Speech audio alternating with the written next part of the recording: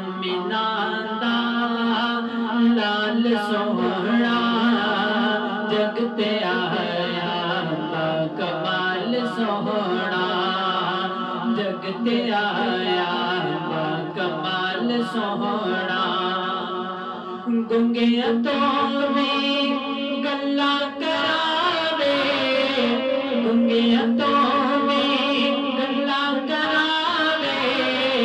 पत्थर को कल में पढ़ावे पत्थर को कल में पढ़ावे टोट करदा लाल सोहना जग ते आया